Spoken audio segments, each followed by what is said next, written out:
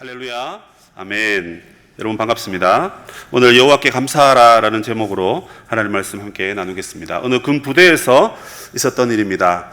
그날 저녁 반찬이 돈가스였습니다. 배고픈 병사들이 이 돈가스를 먹기 위해서 줄을 서서 식당에 달려갔습니다. 그런데 앞에 사람들이 웅성웅성거리는 거예요. 웬고하니 오늘 1인당 돈가스를 두 개씩이나 준다고 합니다. 그런데 문제가 한 가지 있다고 합니다. 소스가 없답니다.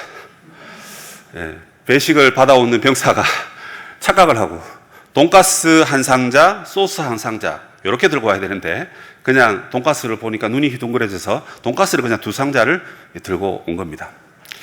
자, 식사 시간이 되었습니다. 병사들이 포크로 돈가스를 집어서 먹는데 아니나 다를까 이 닝닝한 걸 어떻게 먹어야 돼? 이 니글니글한 걸 어떻게 그것도 두 개씩이나 다 먹어야 돼 하면서 불평과 원망을 하기 시작했습니다. 그런데 그 뒤에 앉아있는 한 고참 병사가 이런 말을 했습니다. 야, 우리들은 불평할 필요 없어. 생각해봐. 어느 부대는 우리 때문에 소스만 두 개 먹어야 되잖아.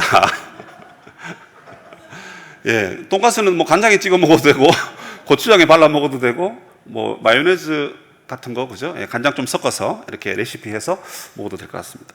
이 불평의 시간이, 원망의 시간이 감사의 시간으로 바뀌는 순간, 그 한마디 말로 인해서 우리의 삶이 감사로 바뀌는 겁니다. 여러분, 우리의 인생 가운데 일어나는 모든 일들 가운데 나는 무조건 감사해야지 이 생각 가지고 살아가다가 여러분 이렇게 말해서 감사하게 되면 얼마나 기쁠까요? 여러분 아니나 다를까 제가 말씀을 이제 속에 넣어가지고 묵상하면서 이제 제가 버릇이 교회를 여리고성도 아닌데 교회를 이렇게 몇 바퀴씩 도는 버릇이 있어요. 설교하기 전에 좀 긴장을 좀 내려놓고 하려고 돌아다니는데 여기 옆 골목을 가는데 저 은혜롭게 주께 감사해야지 뭐 제목이 또 감사니까요 또 감사한 척 해야 되잖아요. 그래서 이런 마음 가는데 갑자기 뒤에서 빵 거리는 거예요. 깜짝 놀래가지고 제가 집에서 우리 집사람에게도 정말 큰 소리 몇 번 안 치거든요. 근데 제가 이게 귀가 좀 어두워요. 그러다 갑자기 뭐가 소리가 탁 들리면 너무 깜짝 놀라거든요. 그래서 막 본문을 묵상하고 말씀 묵상 은혜 충만하게 있는데 갑자기 뒤에서 빵 그러니까 너무 놀란 거예요. 그래서 내가 아니 이 사람이 하다가도 주여 감사합니다. 이게 되더라고요. 제가 지금 간증을 하고 있는 겁니다. 아이, 목사님, 그거 가지고 그러세요. 여러분, 돈가스 두 개 드셔보세요. 이게 감사가 나오나? 감사가 안 나올 수밖에 없거든요. 근데 이렇게 감사해야지라고 생각하고 그렇게 작정하고 살아가니까요. 이게 감사가 되더라는 것입니다. 성도 여러분, 올 한 해 여러분 감사헌금 하나님께 몇 번 드려보셨어요? 제가 평가를 드릴게요. 나는 좋은, 참 탁월한 교인이다. 그러면 4번 이상. 나는 그냥 그저 그런 교인이다. 그러면 최소 4번은 하나님께 감사헌금을 드렸을 겁니다. 4번. 아직 한 번은 남았는데요. 첫 번째 새해, 그리고 연말, 그리고 맥주 감사주일, 그리고 추수 감사주일. 1년을 우리가 평가해 볼 때 하나님 앞에 그래도 한 4번 정도 감사했다. 헌금 드렸다. 그러면 나는 참 좋은 교인이다. 그렇게 스스로 자화자찬 하시면 됩니다. 여러분, 이 성도들의 삶은요, 이렇게 항상 하나님 앞에 감사가 흘러넘치는 삶이 되어야 돼요. 누가 여러분에게 옆에 있는 분이 집사님, 감사의 내용이 무엇입니까? 이렇게 한번 물어보십시오. 그러면 얼른 이렇게 답이 나올 수도 있는데 주로 지금의 상황을 보면 감사가 잘 나오지 않죠. 지금 보니까 확진자가 1212명으로 올라갔다고 해요. 그러니까 이게 여러분 원망과 불평이 나오고 정부에서는 무엇을 했고 왜 차단을 안 했고 그리고 또 지혜로운 분은 이렇게 말씀하시더라고요. 이게 수도권에 다 집중되어 있으니까 아니 서울에 있는 사람들을 백신을 먼저 맞춰야지 이렇게 말씀하시는 지혜로운 분들도 계셨습니다. 그러니까 원망밖에 안 나오죠. 감사 이렇게 나오기 참 어려워요. 그래서 아마 오늘 교회 오신 여러분들도 감사가 없을 수도 있는데요.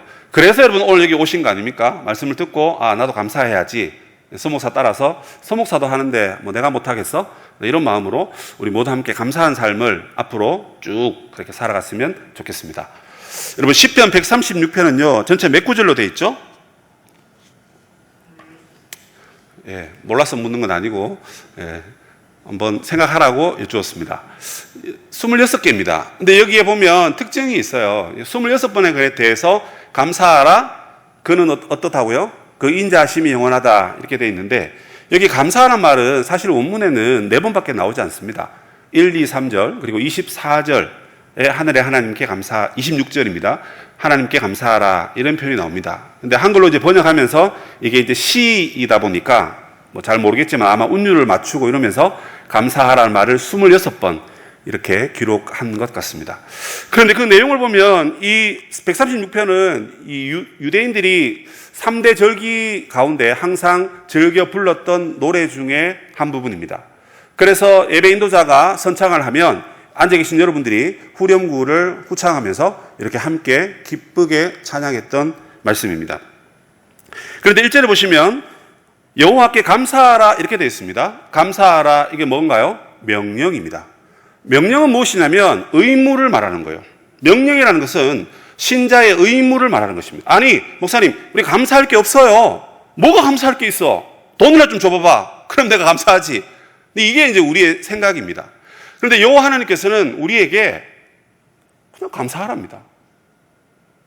어려운 일이 있어도 감사, 좋은 일이 있어도 감사, 아무 일이 없어도 하나님께 감사하라. 왜요? 그게 하나님의 명령입니다. 하나님의 백성들은 하나님의 말씀을 듣는 사람들입니다. 그렇죠? 하나님의 말씀을 듣는 사람들이 하나님의 백성들이에요. 그러면 하나님이 명령하셨으면 예 하나님 제게는 감사할 게 없지만 하나님 명령하셨으니까 하나님 입이 부끄럽고 손이 부끄러울 수 있으니까 저희가 감사하겠습니다. 뭐 이렇게 이해를 하셔도 될 것 같아요. 그래서 여러분 우리가 감사해야 되는데 하나님의 그 어떠하심을 오늘 본문에서 감사하라고 얘기하고 있습니다. 26구절을 읽었으니까 이게 뭐 설교를 하려면 뭐 밤 11시까지 해야 될 수도 있겠죠. 제가 또 말이 또 말주변이 없다 보니까 자꾸 설교가 좀 길어지기도 하는데 아주 간단합니다. 오늘 본문의 핵심은 1절에 다 들어가 있어요. 하나님의 무엇을 감사하라 하느냐? 제가 두 가지를 말씀드리려고 하는데 첫 번째 나오는 것은 무엇이냐면 바로 그는 선하시며 이렇게 되어 있습니다. 자, 따라해 봅시다. 하나님의 선하심을 감사합시다. 예. 여러분, 선하다라는 표현 많이 들어보셨죠? 그죠? 이 선하다는 것은 일단 도덕적으로, 윤리적으로 괜찮다. 뭐, 이렇게 표현을 할 수 있습니다.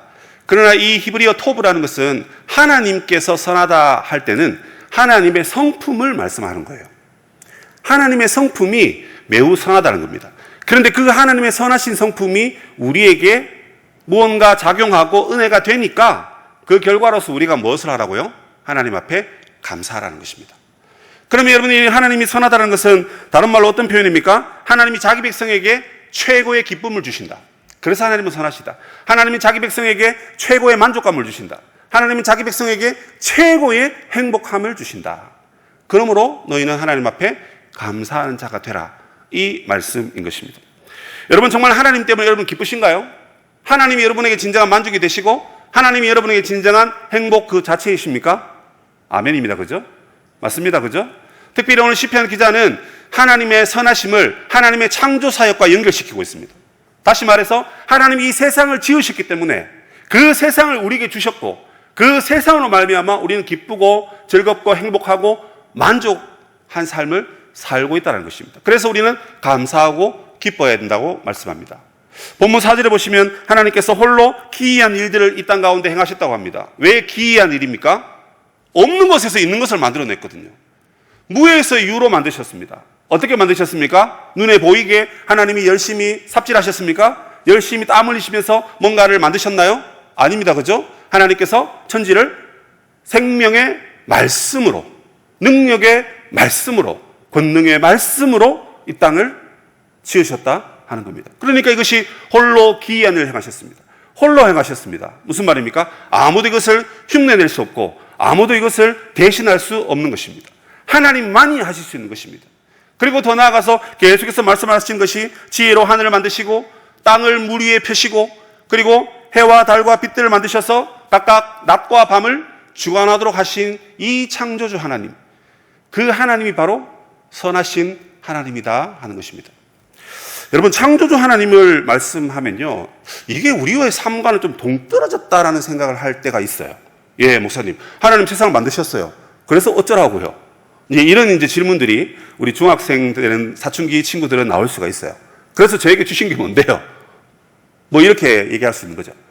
그러나 여러분 우리가 시각을 조금 넓히면요 이 창조주 하나님은 정말 우리에게 중요합니다. 왜냐하면 이 창조주 하나님의 창조 사역의 시작으로 말미암아 우리에게 삶이 주어지기 때문에 그렇습니다.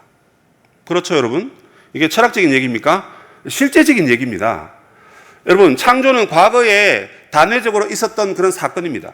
그런데 여러분, 오늘 히브리 본문에서 전부 다 이 동사를 히브리어 능동 분사로 쓰고 있어요. 이 무슨 말이냐? 하나님은 이렇게 해석할 수 있어요. 하나님은 지금도 창조하시는 중입니다. 이렇게 해석할 수 있어요. 무슨 말입니까? 하나님은 지금도 태양을 만들고 계시고, 하나님은 지금도 우주를 운행하시고, 하나님은 지금도 달이 밤을 주관하시도록 운행하고 계십니다. 저와 같이 교리 공부하신 분들은 창조 다음에 나오는 단어가 뭔지 기억하시죠? 뭐죠? 섭리라는 겁니다. 하나님이 세상을 만들어 놓으시고 그 다음에 그 세상이 그냥 네 알아서 굴러가라 이게 아니고 그 창조하신 세상을 하나님께서 잘 굴러가도록 섭리하신다. 쉬운 말로 다스리신다 하는 것입니다. 그 다스리시니까 여러분 오늘은 어제와 다른 날을 우리가 지금 경험하고 있는 거잖아요. 그리고 여러분 제가 하나 예언할까요? 내일은 하나님의 또 다른 창조가 이 땅 가운데 임할 줄로 믿습니다. 왜요? 내일을 여러분 살아보셨나요? 내일 갔다 오신 분들 계세요? 내일 가니까 서목사는 내일 교육자실에서 피곤해서 주무시고 계시더라. 뭐 그거 보고 오신 분 계시나요? 내일을 우리가 살지 못하는 자들입니다. 내일을 가보지 못했어요. 그럼 내일 어떻게 해서 우리에게 오나요? 창조하신 하나님께서 세상을 운행하시고 다스리시고 섭리하시고 우리에게 최고의 만족과 기쁨을 행복을 주시려고 내일을 우리의 삶 가운데 가지고 오시니까 내일을 우리의 삶 가운데 만들어 주시니까 창조해 주시니까 너무 이게 추상적인 것 같네요. 그죠? 제가 말하면서도 그러니까 여러분 이게 창조가 얼마나 감사하고 기쁜지 알 사람은 다 안다라는 것입니다. 아유 그냥 접시물에 코 박고 그냥 확 죽었으면 좋겠다. 이 세상 살아가봤자 무슨 의미가 있나.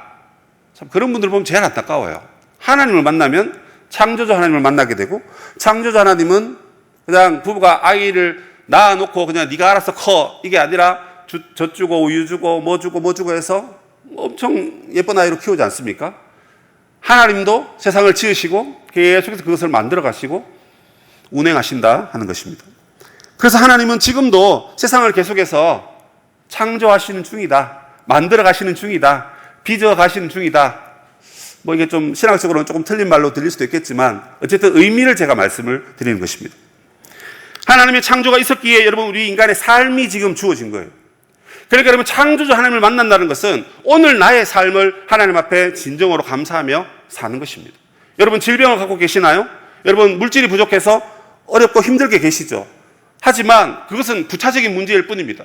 내가 오늘 하나님을 만나고 나의 삶 가운데 하나님의 놀라운 창조를 나에게 감격하게 하시는 그 하나님이 나를 이끌고 계신다면 그것이 여러분 우리의 궁극적인 감사와 기쁨이 아닐까요?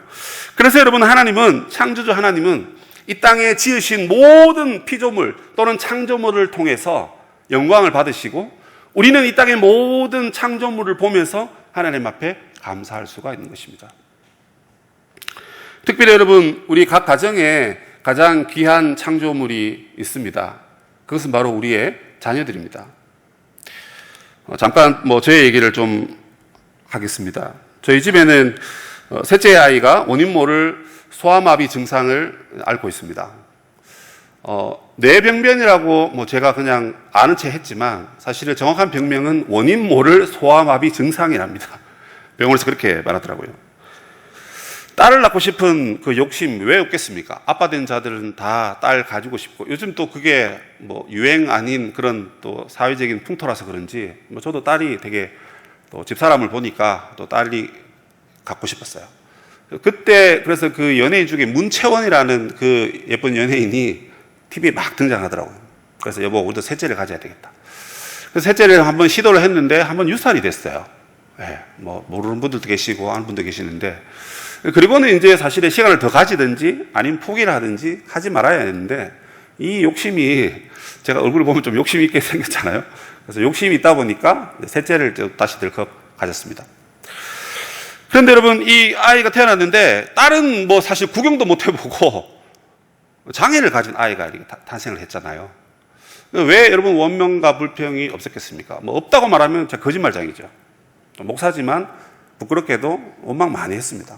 불평도 많이 하고, 뭐 제가 표정이 항상 밝지 않는 이유가 뭐 여러 가지 이유가 있겠지만 뭐 그 중에 하나가 10가지 중에 하나라면 또 그것이 그 문제가 될 수도 있었을 것입니다. 그때 하나님께 제가 이렇게 고백해요. 하나님, 제가 하나님께 당신께 충성하지 않았습니까? 제가 무슨 죄를 그렇게 많이 지어서. 아니, 하나님 죄인을 사랑하시잖아요. 그리고 많은 사람 다 죄를 지었는데 왜 하필 접니까?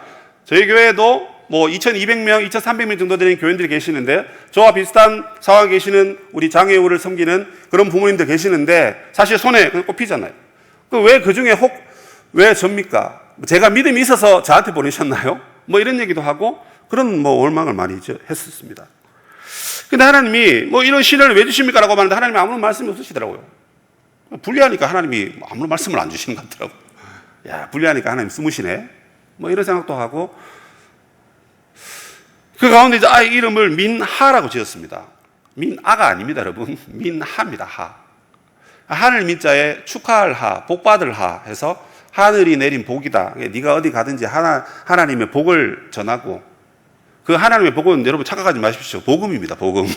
하나님의 복음을 너 세상에 전하는 그렇다고 뭐 목사하라, 선교사하라 그런 얘기는 아니고요. 네가 하나님의 복음을 잘 나타내는 너의 직업이나 너의 삶을 통해서 그런 아이가 됐으면 좋겠다. 그래서 참 거창하게 저도 이렇게 지었던 것 같아요. 근데 아이를 보고 제가 그렇게 말해요. 하나님, 이게 진정한 하나님의 복입니까? 복을 주시려거든 좀 복다운 복을 주셔야지. 왜 이런 똥찌그레한 복을 저에게 주십니까? 뭐 그렇게 또 원망을 했었어요. 근데 여러분, 이 민하라는 이름은요, 사실 우리 뭐 목사님들 다 아시겠지만, 당시에 제가 그 바이블키를 공부하면서, 성도님들하고 하면서 레위기를 공부하고 있었어요. 거기 보면 그 소제가 나오는데 그게 히브리어로 민하입니다. 그 소제는 감사의 제사입니다. 무엇입니까? 하나님이 우리에게 주시는 그 곡식을 우리가 받았죠? 그 받았는데 그 중에 이제 일부를 빻아서 떡을 만들고 그래서 하나님 앞에 이렇게 올려드리는 그런 감사의 제사, 그래서 소제입니다. 그런데 공교롭게도 이제 이름을 이렇게 지으면서 사실 그 민하라는 그 단어가 제 마음에 찾아왔고 제 마음을 붙잡길래 그렇게 한자를 맞춰서 어줍잖게 사실 그렇게 만든 거예요. 그런데 저는 이 감사의 제사 뭐 그 사실 생각을 하지 못했습니다. 그래서 늘 이 이름을 지어놓고도 참 이름이 아깝다 뭐 이런 생각을 저 스스로 많이 했어요. 정민이, 민준이, 미나 참 너무 촌스러운 이름들인데 그래도 셋째 이름을 보면서 제일 기뻐했었습니다.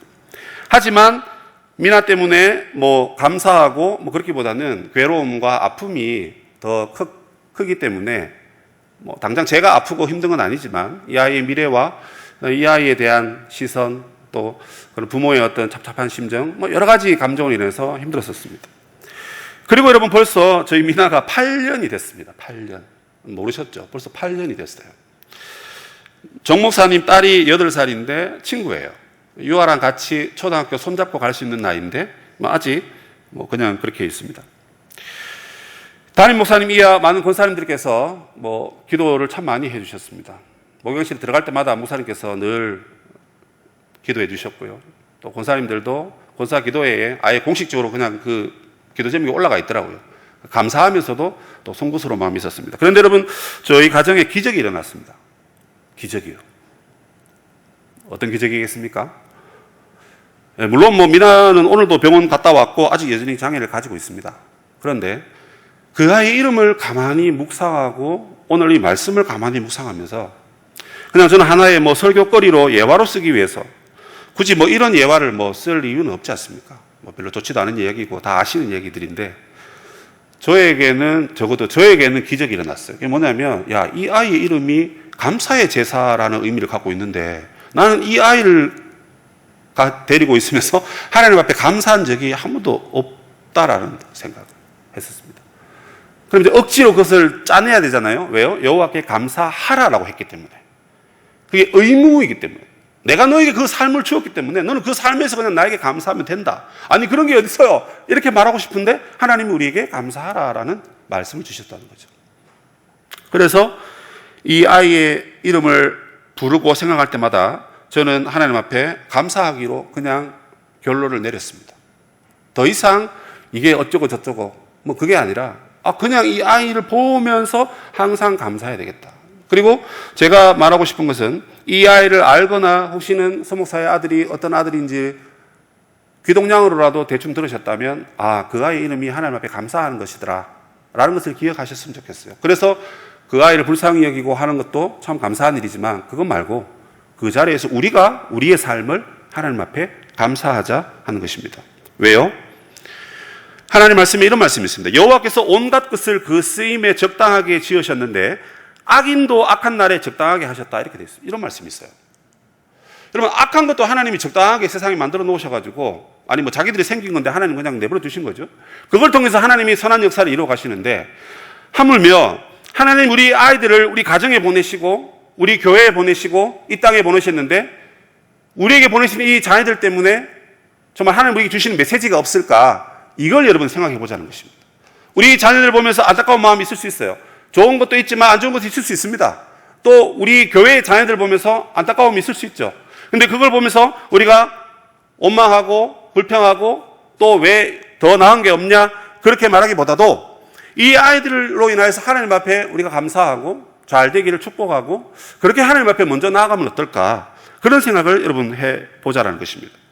그래서 하나님이 우리의 삶에 이 창조하신 이 세상에 우리를 여기에 덩그러니 그냥 두신 것은 이 삶을 통해서 하나님 우리에게 주신 메시지가 있다는 것입니다. 저는 저희 가정에 참 모든 이 결정과 이런 것을 미나를 다 생각하고 뭘 결정을 해야 되더라고요. 어디를 가더라도 미나를 생각해야 되고 외식을 가더라도 미나가 먹을 수 있는 거 가야 되고요. 미나가 같이 앉아서 먹을 수 있는 것도 가야 되고 이게 참 어렵잖아요. 그래서 여러분 막 집에 가기보다는 내가 밥 할게 해서 밥하고 뭐 찌지고 볶고 이래가서 그냥 집에서 먹고 그렇게 살았는데 참 이렇게 그러면서도 기쁘게 살면 되는데 그렇지 못했던 것 같아요. 그런데 여러분 하나님이 저에게 주시는 메시지는 감사하자 그냥 그걸로 끝이더라고요. 하나님 말씀하시니까 감사해야 되겠다. 하나님 우리에게 주신 것은 항상 선하고 좋은 것입니다. 여러분 이건 믿음의 눈으로 보니까 모든 게 다 선하고 좋은 것이에요. 육신의 눈으로 보면 아이고 8살이나 돼가지고 몸무게는 벌써 30kg나 다 돼가는데 또 아빠 닮아서 덩치는 왜 저리 커? 뭐 이렇게 아이고 인물은 제일 낫네 아빠보다 낫네 뭐 그렇게 말을 하는 분은 없습니다. 제가 지어낸 얘기입니다. 그러는데 뭐 안타깝잖아요 인간적으로는. 근데 여러분 이걸 믿음의 눈으로 보니까 이게 참 감사한 게 없더라고요. 물론 미래는 아직 뭐 불투명하고 어떻게 될지 몰라요. 그런데 하나님께서 적어도 우리 가정에 주시는 메시지는 감사하자. 하나님은 반드시 우리에게 선하신 분이다라는 것입니다. 여러분 어떻습니까? 창조주 하나님이 우리에게 주신 모든 것이 다 선하다는 이 성경의 이 고백이 우리의 삶과는 좀 맞지 않을 수도 있습니다. 그래서 여러분 한 번 더 생각해보고 한 번 더 하나님께 감사하는 것이 무엇일까? 오늘 시편은요 그냥 하나님이기 때문에 그냥 감사하라고 말하는 거예요. 하나님이시기 때문에 다른 것을 거기 붙이지 않습니다. 그냥 하나님이시고 하나님이 우리에게 주신 것이기 때문에 감사하라 그렇게 말씀하는 것입니다. 시간이 많이 갔는데요. 두 번째 간단하게 하겠습니다. 1절에 보시면 그 인자하심이 영원함이로다 이렇게 되어 있습니다. 우리가 하나님 앞에 감사해야 될 두 번째 이유는 그 인자하심 때문입니다. 인자하심이 영원무궁하다는 거예요. 여러분 인자하다라는 이 표현은 히브리어에 여러분 헤세드라는 겁니다. 잘 아시죠? 그죠? 자비라는 자비, 긍휼, 인애 이런 표현입니다. 근데 이게 무궁하다 했기 때문에 하나님이 우리가 어떻게 하나님 앞에 나아가더라도 하나님은 항상 변함없는 사랑과 긍휼로 우리를 대하신다는 것입니다. 자, 구체적으로 성경에서 말하고 있는 예가 무엇입니까? 10절부터 쭉 보시면 이스라엘 역사를 쭉 얘기하고 있죠. 그죠? 다 읽어보셨으니까 다 이해를 하시죠? 뭐 설명이 꼭 굳이 필요한 구절은 없습니다. 대표적으로 10절부터 나오는 얘기가 뭡니까? 애굽을 치신 이에게 감사하라 이렇게 돼 있죠. 애굽의 장자를 치신 이에게. 이게 뭐예요? 출애굽을 말하는 겁니다. 그럼 여러분 하나님의 이 인자하심은 무엇을 말하는 겁니까? 바로 구원의 하나님을 감사하라 그 얘기입니다. 구원의 하나님. 그리고는 그 뒤에 홍해를 건너고 그 다음에 바로와 그 군대를 수장시키고 그 다음에 광야에 들어간 이야기고요. 광야에서도 31명의 가나안 족속들의 그 왕들을 다 무찌른 그 이야기를 기록하고 있습니다. 그리고 마지막으로 이스라엘 백성들에게 무엇을 주셨습니까? 백성들을 구원하실 뿐만 아니라 백성들을 그 약속의 땅으로 들이시고 거기에서 그들에게 기업을, 유업을 하나님께서 선물로 주셨다 하는 것입니다. 여러분, 이 이스라엘의 사건은 한마디로 말해서 하나님이 이스라엘 백성들을 완벽하게 구원해 내셨다 하는 사실입니다. 홍해를 건너려고 여러분 홍해로 갈 때 많은 사람들이 야, 우리 죽이려고 작정했나? 왜 저기로 우리를 끌고 가? 이렇게 사람들이 생각했을 수도 있습니다.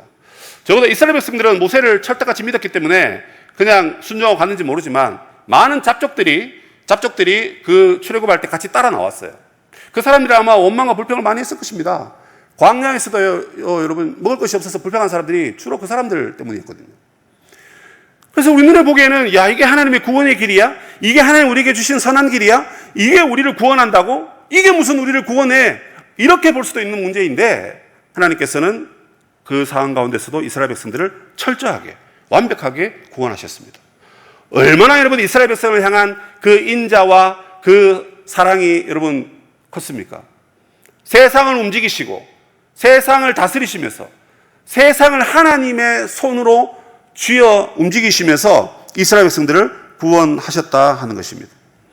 이것은 마치 하나밖에 없는 독생자를 이 땅에 보내시어 저와 여러분을 구원하신 하나님의 독생자 예수 그리스도를 통한 그 구원과도 같은 의미입니다. 우리를 살리려고 자기 아들을 죽이시면서까지 우리를 구원하셨습니다. 자기 백성을 여러분 가나안 땅에 들이시기 위해서 수많은 민족들을 몰아내시고 수많은 우여곡절 끝에 그들을 구원하셨던 것처럼 오늘도 예수 그리스도를 통해서 우리를 구원하시려는 하나님의 그 열심과 사랑, 그것이 바로 우리 하나님의 인자하심인 것입니다. 그것이 바로 영원한 하나님의 인애하심, 영원한 사랑, 영원한 긍휼과 자비입니다. 올해 여러분 우리 서울시민교회는 전반기에 지난주까지 통계를 보니까 58명이 등록했습니다. 여러분 모르셨죠? 와, 정말 많이 등록했습니다. 이 코로나 시기에 58명. 물론 거기에는 우리 학사 친구들이 13명, 보통 1학기 때 고정적으로 등록하는 친구들이 한 10명 남짓 됩니다. 13명이고, 주일학교 친구들이 또 한 10명 정도 돼요. 초등 1부도 행사를 했고, 초등 2부 등등 해서 주일학교 친구들도 왔고요. 또 청년들이 또 학사 친구들 말고도 많이 오셨어요. 근데 그 중에 장년들이 이렇게 좀 몇 분 계시는데 제 눈에 딱 들어온 분이 두 분이 계셨습니다. 그 두 분은 누구냐면 우리 교회의 시무 권사님들의 남편들이세요. 근데 이분들이 어느 날 교회에 등록을 하신 것입니다. 제가 그 권사님들이 참 열심히 믿는 걸 알거든요. 교회 한 교회 오래 있다 보니까 권사님들이 어떻게 신앙생활 하는지 다 보이잖아요.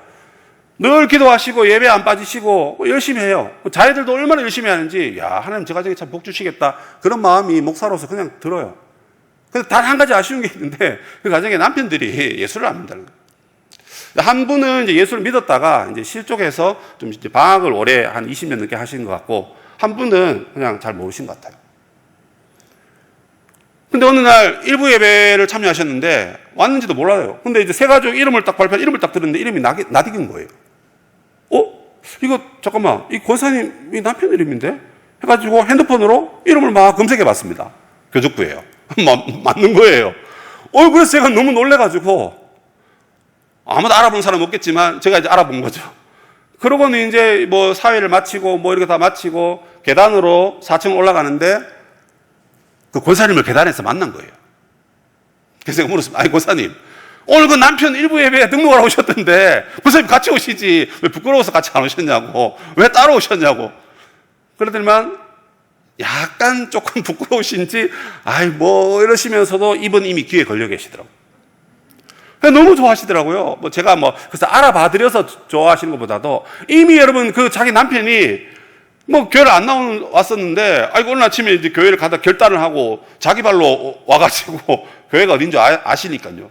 와서 저기 구석에 앉아서 그때 예배를 드리셨거든요. 와, 그걸 보면서 저는요, 정말 이렇게 전율이 오싹했습니다. 진짜 하나님 살아계시는구나. 하나님 진짜 구원하시는구나. 자, 여러분 보십시오. 코로나 때 여러분 전도가 쉽지 않지 않습니까? 화요일도 7, 8명, 10분 정도 오셔가지고 우리 최 목사님 기도하고 이래서 할렐루야 하고 나가서 전도하시는데 사실 여러분 마스크를 2개, 3개 껴도 이렇게 다가가는 게 참 쉽지 않아요. 그죠? 믿음이 있어도 그게 참 어렵지 않습니다. 지금 사회와 문화적인 풍토 자체가 그렇게 돼버렸습니다. 예수 믿는다 그러면 일단 아로이를 한번 훑어보는 게 지금 이 세상의 문화가 되어버리지 않습니까? 그래서 우리가 전도하는 게 참 어려운데 하나님이 그 사람의 마음을 움직이셔서 자기 발로 주의 전에 나와서 예배를 드린다. 그래서 제가 그분 중에, 그 권사님 중에 한 분을 제가 며칠 전에 또 만나서 뭐 얘기를 했어요. 그러니까 예배 잘 드리고 계신대요. 잘 드리고 계신대요.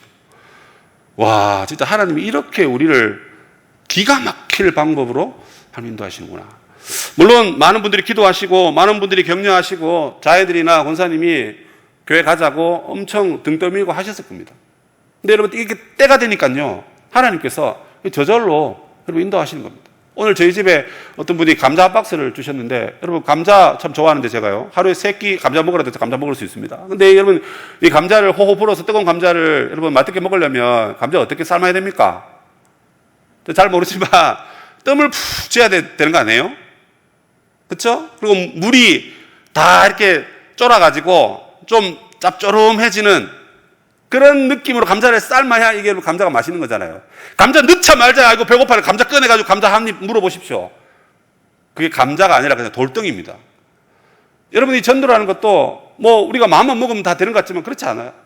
그 누군가의 수고와 눈물, 그 고통, 그 세월을 보내다가 하나님의 때가 무르익으니까 뜸이 그냥 푹 들어가니까 그냥 그때는 그냥 감자 꺼내서 먹으면 즐기듯이 하나님의 때가 되면요, 우리 가정에 아직 예수 믿지 않는 남편이나 아내나 자녀들도 하나님이 등 떠밀어서 하나님께로 나아온다는 것입니다.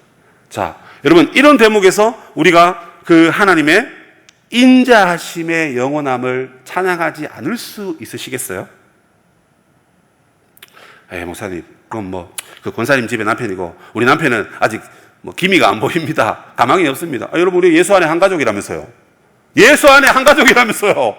그러면 그 영혼을 구원받으면 아이고 우리 교회에 한 영혼이 들어왔고 하나님의 몸된 교회에 한 영혼이 들어왔으니 천하보다 귀한 영혼이 들어왔으니 이게 얼마나 여러분 감사하고 감사한 일입니까? 저는 정말 감사했습니다. 진심으로요. 제가 권사님 교구를 맡았을 때 참 같이 기도하고 그랬던 기억이 나거든요. 신방을 가면 유독 이렇게 막 밥상을 차리는 분이 계시잖아요. 요즘도 우리 목사님들 그 가서 밥상 대접받고 밥 드신다고 살이 엄청 많이 다들 찌셨는데 그 권사님의 식탁도 제가 참 잊을 수가 없어요. 정성껏 그렇게 준비한 것, 어떻게 다 먹을 수 있겠어요. 그러면서 무한히 축복하고 기도하고 그랬었는데 이렇게 하나님의 역사하심이, 그 인자하심이 영원하다. 하나님의 구원 베푸심이 영원하고 그 구원 베푸시는 그 하나님의 은혜가 너무나 크고 위대하기 때문에 저와 여러분이 이렇게 늘 하나님 앞에 감사할 수 있어야 할 것입니다. 여러분 술주정뱅이 남편 때문에 고생하는 한 아내가 있었습니다. 아이고 내 팔자야. 내가 이 남편 만나가지고 내가 왜 이런 고생을 하고 있냐 하고 신세 타령을 하고 있었습니다. 그때 이 아내가 목사님의 설교 말씀이 기억났습니다. 범사에 감사하라. 아마 데살로니가 전서 5장 18절이었겠죠. 항상 기뻐하라. 쉬지 말고 기다려. 범사에 감사하라. 그 말씀요. 그래서 술주정뱅이 남편을 재우면서 내가 이 인간 때문에 감사할 게 뭘까 한번 곰곰이 생각해 보았습니다. 그러고 보니까 감사할 게 있어요. 뭐냐면 일단 첫 번째, 술 먹었는데 또 자기 집은 또 용케 찾아와요. 네. 그게 이제 감사가 되더라는 것입니다. 그리고 일단 술에 취해 있는 남편이라도 그래도 죽지 않고 살아있으니 내 과부가 아니라서 참 감사하다. 또 그런 고백을 하더라고요. 이런 얘기를 좋아하시는군요. 예, 잘못했네. 이제 성경 얘기 좀 줄이고 이런 얘기. 그리고 이제 주말마다 술을 퍼마시니까 주일날 아침에 자기를 찾지 않는 거예요. 그러니까 여러분, 주일날 여보 일어나. 우리 어디 해야지 이러면 여보 나 피곤해. 당신 그 좋아하는 교회 나가 이런답니다. 그래서 자기가 그냥 교회 편히 올 수 있어서 너무 감사하네. 이런 이제 생각을 하고 피식 웃으면서 그러고 있었습니다. 끌끌거리고 있는 그 아내를 보고 남편이 살짝 잠이 깬 거예요. 그리고 딱 보니까 아니 옆에 내가 왜 이렇게 실실 쪼개고 있냐, 왜 웃고 있나 그런 거예요. 그래서 이 아내가 여차여차 이제 이 얘기를 한 거예요. 근데 얘기를 들으니까 여러분 남자의 눈물에는 다 이유가 있다면서요. 이게 여러분 30, 40대에 흐르는 눈물은 그거는 복수심에 불타거나 어쨌든 뭐 어떤 다양한 그런 용기나 뭐 이런 파이팅 넘치는 그런 눈물인데 한 60 넘어가시면 그 눈물이 다 의미가 있는 거예요. 갑자기 남편이 닭똥 같은 눈물을 뚝뚝 흘리면서 여보 미안해. 나도 이제 당신처럼 당신 손 붙잡고 교회 가서 예수 믿을게 이러더랍니다. 그리고는 이제 이 아내가 이 사건 이후에 교회 이제 사람들에게 이제 간증을 하고 다녔는데 이런 간증을 하더랍니다. 아니, 야, 참 별일 다 있다. 내가 10년 넘게 남편의 구원을 위해서 날마다 기도하고 하나님 앞에 예물 드리고 참 하나님 인도하시기를 그렇게 바랬는데 되지 않다가 한 번 하나님 앞에 감사했는데 이 남편이 교회를 나오더라. 참 이런 기가 막힌 일이 여러분 있다고 생각해 보면 이게 만약 여러분 나의 일이라면 얼마나 여러분 우리가 감사하면 얼마나 좋은 일들이 더 많겠습니까? 여러분 오늘 제가 여러분에게 숙제를 드리겠습니다. 오늘 집에 가셔가지고 뭐 남편이 주무시거나 혼자 하시고 부부가 계시거든 뭐 같이 대화를 나누시든지 뭐 자녀와의 또 대화가 잘 되시면 자녀와 하시면 좋을 것 같아요. 뭡니까? 여러분의 감사 제목을 한번 나눠보십시오. 한 가지 하면 너무 적고 한 3가지 정도라도. 네, 감사. 내가 지금 뭐가 감사한지. 네, 무엇이 감사한지. 그리고 그 감사의 내용이 뭐 다양한 게 있겠죠. 뭐 수익이 늘었다든지, 뭐 집값이 올랐다든지, 뭐 다양한 것도 감사의 제목이 될 수 있습니다. 근데 그런 것들과 함께 내가 그렇게 고백하는 감사의 내용 중에 내가 하나님 때문에 지금 내가 감사한지. 그러니까 옛날에 감사했고, 잘 나갈 때 옛날에 감사했고, 이게 아니고요. 지금 그냥 내가 있는 존재 자체로 하나님께 감사한지. 우리에게 삶을 늘 빚어주시고 창조해주시는 하나님께 감사하고, 이스라엘에게 구원의 은혜를 베푸신 그 인자하심, 오늘도 영혼들을 구원하고 살리시는 그 하나님, 그 은혜에 우리가 감사하고 있는지. 진짜 진정한 오리지널 감사는 바로 이런 감사인 것입니다. 성도 여러분, 우리의 삶에 이 감사가 우리의 삶에 좀 가득 넘쳤으면 좋겠습니다. 원인을 분석해보면 다 뭐 불평하고 원망하고 지적하고 이거밖에 없어요. 그렇다고 뭐 일을 하지 말라는 건 아니고 그걸 그대로 하되 지금 우리의 삶을 하나님 앞에 늘 감사하면서 감사를 올려드리면 얼마나 좋을까. 그리고 이 감사를 우리 하나님께 드릴 때 분명히 우리의 자녀들이 우리를 보고 배웁니다. 여러분 늘 뭐 부부싸움 해보십시오. 그럼 그런 걸 배우죠. 우리가 하나님 앞에 감사하는 것을 늘 살면 오늘 집에 가시다가 누가 길 가다가 빵 그려도 아이고 이러지 마시고 주여 감사합니다. 얼마나 감사합니까 여러분. 나를 차로 치지는 않았잖아요. 빵 했으니까 얼마나 감사합니까. 여러분 늘 감사하는 우리 성도님 되시기를 주님의 이름으로 축복합니다. 아멘. 예, 그래서 오늘 우리 찬송은요.